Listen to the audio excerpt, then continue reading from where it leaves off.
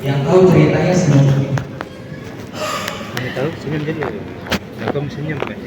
Jadi pada suatu hari Kucing kayak dua teman kalian ini naik sepeda di luar kebiasaan.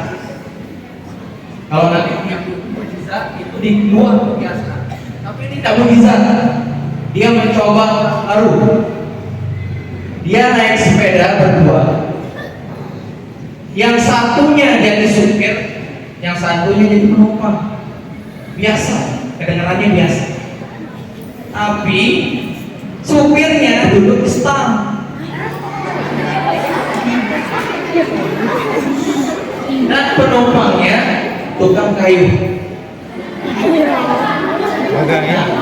Ini tantangannya. Nah, cukup. Ketawanya sebentar aja. Boleh ketawa tapi jangan ngobrol. Kalau belum bisa nggak lanjut. Sudah? Sudah. Akhirnya yang satu di stang, yang satu tukang kayu. Jadi pak supirnya yang duduk di stang, yang mengarahkan si tukang kayu untuk mengayuh sepeda. Ada mobil diam-diam ditabrak. Mobil nggak salah apa-apa malah ditabrak. Dan akhirnya mobilnya kacanya pecah. Kasihan. Mobil diam-diam kena apa namanya jadi korban. Tapi yang Ustaz salut di sini ceritanya berawal dari sini, nasihatnya berawal dari sini. Setelah itu dua anak ini merasa bersalah, tidak kabur. Di sini tanggung jawabnya sangat besar. Di sini rasa ihsannya sangat besar. Dia merasa diawasi oleh Allah Subhanahu wa taala. Bisa saja dua anak ini langsung pergi karena tidak ada yang melihat.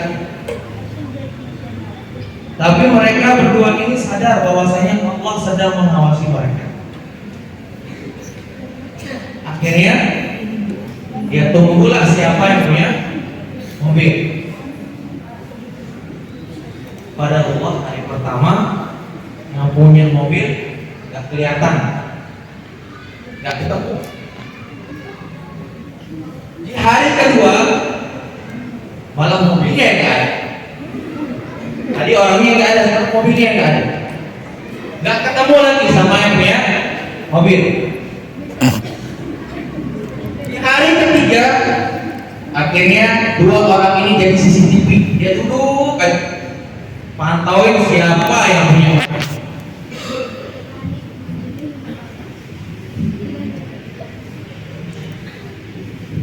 Dan hasil pantauannya berhasil.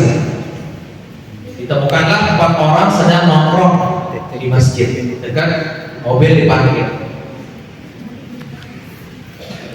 Dua-duanya belum berani nyamperin karena 4 orang takut dikeroyok. Akhirnya ditunggu pulang satu-satu. Dan yang terakhir mau masuk ke rumah yang ada mobil tersebut. Oh ternyata yang punya mobil adalah orang yang terakhir. Disamperinlah sama dua teman kalian ini. Dan dia mengaku menceritakan kronologi apa yang sudah terjadi kepada mobilnya.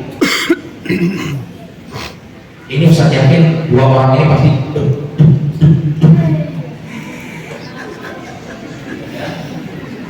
Ustaz yakin pasti keringetan. Tapi karena rasa tanggung jawab yang besar, rasa takut itu kalah. Dan dia jujur kepada yang punya mobil. Dan akhirnya yang punya mobil bilang, sebenarnya lampu mobil itu harganya 1 juta. Yang ori.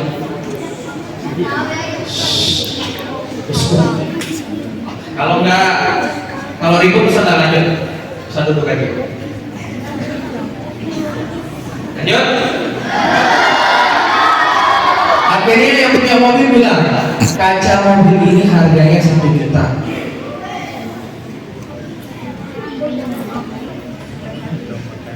Karena ori harganya 1 juta. Gak apa-apa dah belikan om yang KW, yang di bawah ori, harganya 350.000. Mungkin murah bagi orang yang sudah punya banyak uang, tapi 350 ini akan dibebani kepada dua teman kalian yang tadi. Ya, yang satunya pulang buka celengan, berharap uangnya ada 1 juta, ternyata uangnya ada 30.000.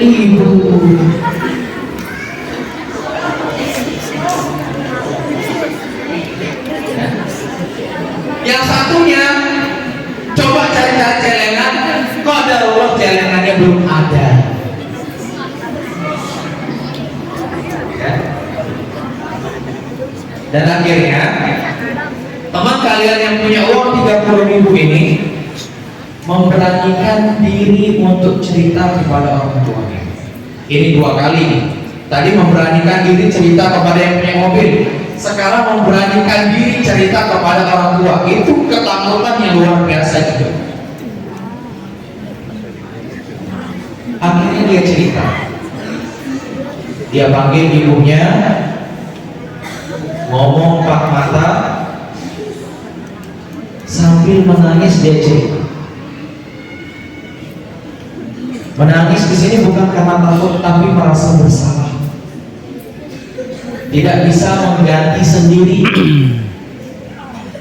Akhirnya teman kalian ini minta bantuan ke orang tuanya. Cerita jujur apa yang sudah terjadi. Akhirnya orang tuanya iba dan bangga terhadap anaknya karena sudah jujur. Dan akhirnya ditambahkan uangnya menjadi, ditambahkan 150 menjadi berapa? 150. Akhirnya satu temannya punya 150. Dan teman kalian yang satunya, yang celengannya belum ketemu tadi, belum berani mengaku kepada orang tuanya. Belum siap. Karena mungkin takut dimarah. Akhirnya dengan modal 180.000, dua teman kalian ini kembali ke rumah yang punya mobil. Tadi yang diminta berapa? 350. Tapi yang dibawa 180. Ini kelegeran yang ketiga. Uangnya kurang. Tapi dengan berani mereka datang, walaupun kurang.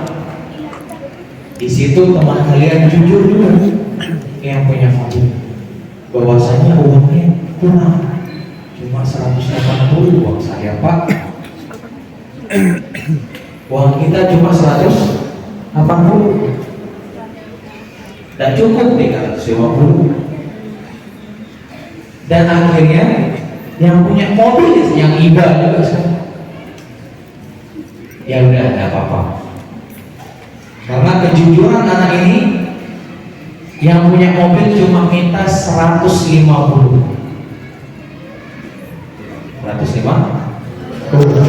30-nya dibalikin ke dua anak ini sebagai hadiah atas kejujuran mereka. Coba ya, dari 1 juta ke 350 ke 150, diskon besar-besaran. Ya. Dan teman kalian yang nggak punya uang ini yang tadi nggak punya celengan ini, dia merasa malu terhadap dirinya karena tidak bisa membantu membayar kaca yang pecah tadi. Akhirnya dia bilang, perhatikan, di sini rasa tanggung jawab seorang anak SD yang berani bertanggung jawab. Dia bilang apa? Saya nggak punya uang, saya nggak enak sama kamu. Cuma kamu yang bayar. Kalau itu, saya minta pekerjaan apa saja, yang penting saya bisa bayar uang kamu. Coba kalian perhatikan. Di sini rasa tanggung jawabnya sangat besar. Luar biasa kalau Rela untuk bekerja tanpa dibayar, hanya sekedar ingin mengganti uang temannya. Karena mereka punya prinsip. Prinsipnya apa? Mereka berkata, mereka takut kalau arwah mereka itu terluka-luka di antara langit dan bumi kalau belum bayar utang. Ya. Itu prinsip. Dia takut arwahnya ketika meninggal tidak diterima di bumi dan tidak diterima di langit. Kesana kemari, nggak tahu apa. Paham tuh? Disebut siapa nama dua anaknya? Kita sebut?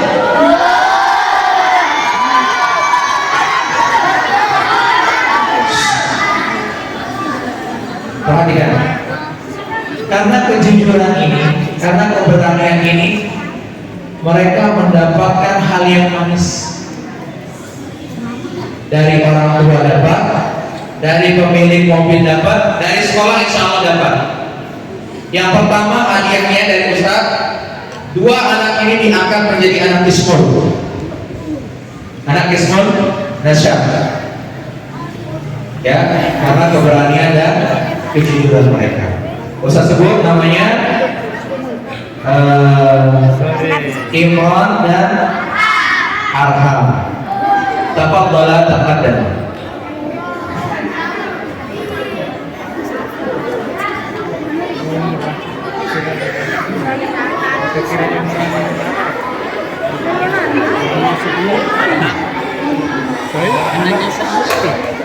Iya.